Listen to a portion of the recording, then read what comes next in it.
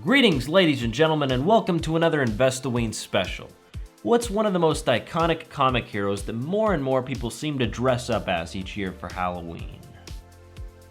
Batman.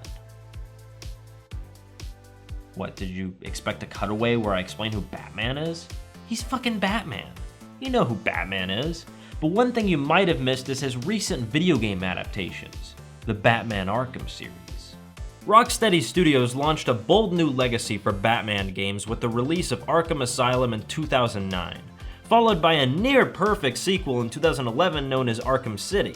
Comic fans across the gaming culture seem to be in staunch agreement that these games are one of the finest, if not the finest, venture into comic lore that has ever been attempted by video games.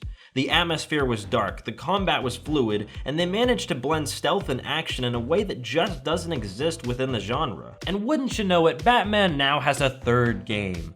Yes, that's right, according to the media leading up to its release, Batman Arkham Origins is intended to explore a time where Batman wasn't quite at the top of his game yet, where he was fallible, he was able to make mistakes, he wasn't quite that super detective that we know and love today. So how does it stack up to the last two games? Let's take a look at Batman Arkham Origins. I know you're not here to see me suck the game's dick, so let's get the praise out of the way first, and then I'll delve deeper into more pressing matters. First of all, if you've played the last two games, then everything is right where you left it, and I mean exactly where you left it. The fighting, the gadgets, the grappling, it's all there, and it's just as finely tuned as always. Despite this game being developed by WB Montreal rather than Rocksteady, the core gameplay remains fluid. You can relax. Character improvements, leveling system, nothing is out of place, and hey, they even added a few new gadgets here and there. The game also has its share of comic writing, which was popular in the last two games. Personally, I find it to be cheesy at times, but then again, I didn't grow up with comics. You should look at this review from a gamer's standpoint. If you're looking for a comparison to any of the Batman comic fiction, I'm sorry, but I simply can't provide that. I don't know a damn thing about it. One thing that seems to improve from game to game in this series are the boss fights. Take this one between Batman and Deathstroke, for example. Personally, I wish they'd gotten Ron Perlman to voice his character, but the boss fight was intense. Frustrating at first, but rewarding when you finally understand his combat technique. And believe you me, most people are going to have a difficult time understanding his combat technique. You're going to have to fight this guy like 30 times before you say, oh, that's what I gotta do. It's kind of annoying, but if you've played any of the more difficult fighting games out there, you'll appreciate it. So as you can see, Arkham Origins nails the conventions of its predecessor.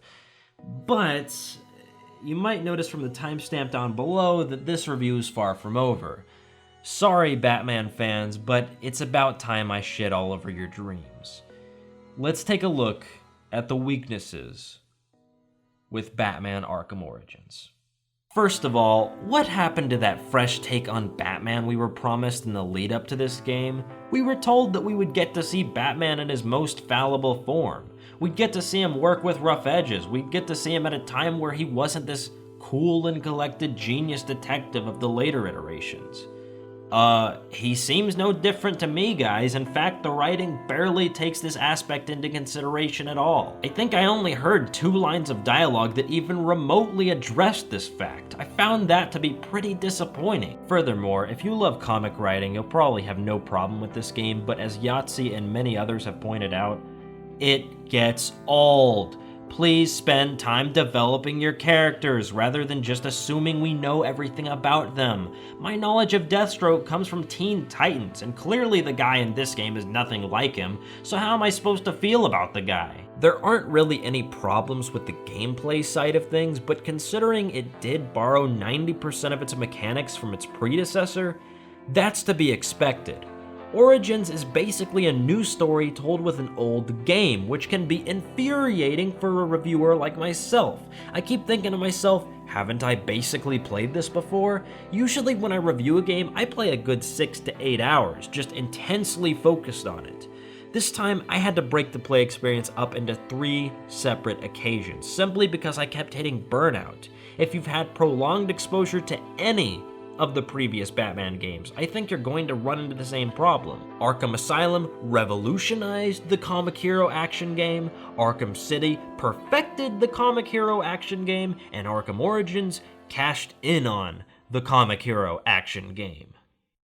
Okay, if you just wanted me to be brutally honest with this game and just be blunt and get my opinion out there, here it is. First of all, yes, I had fun with the game. For the first couple hours, I had fun with the game. I was reliving the memories of the last two. But gaming is an interactive media, guys. It is at its core, most important aspect of it is the fact that it is interactive. The player can do things. We experience it. We don't just watch it unfold. And if you can do nothing new with the interactive side of the game, if you can do nothing new with the gameplay, why make it at all? Why? Why would you make a new game if there's no new gameplay? If it's the same thing done again, but with a new story? Why don't you just make that story with a book, or a comic, or a movie? Why make a new video game and put a $60 or $50 or $40 price tag on it? Why? It's not worth that money. Hell, if you want to make a new game, if it has to be a new game, but you just want to tell this story, make a DLC. Make a bonus disc.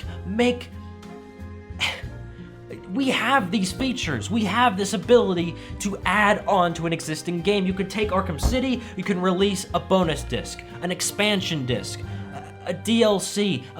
These things exist. On Steam, on Xbox, on PlayStation, doesn't matter. All this stuff is possible.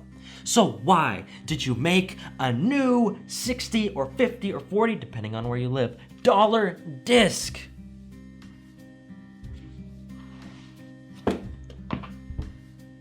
It baffles me that you would waste the time to put this story, which I'll admit is pretty good, and the storytelling aspect of it is good, and it's done well. It's got some cool, interesting characters, although the comic writing is kind of annoying at times. But you've got this great story that you don't use to the full extent because there's no gameplay that is fresh enough to make it interesting.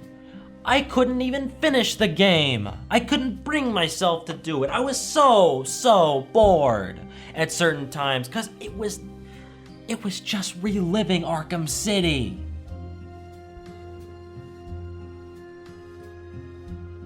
That's all I have to say about it. If you disagree, you can leave your comment below. But for now, I'm Batman, and I've gotta go. See you later.